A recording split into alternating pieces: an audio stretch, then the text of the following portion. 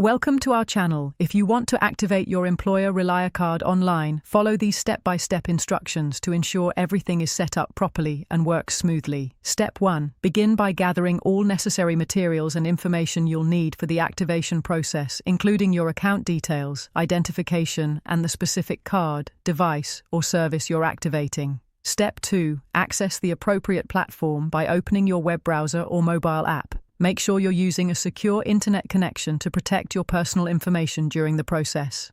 Step 3. Locate the activation section within the platform. This is typically found in your account settings under a menu labeled Activate, Register, or Get Started. Look for clear instructions or prompts. Step 4. Enter all required information accurately, including card numbers, serial codes, or account credentials. Double-check each entry to avoid errors that could delay activation.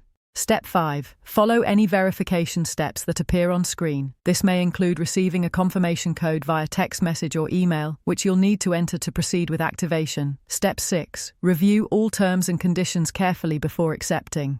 Make sure you understand any fees, limitations, or usage policies that apply to your activation. Step 7. Complete the activation by clicking the final confirmation button. You should receive an on-screen message indicating successful activation along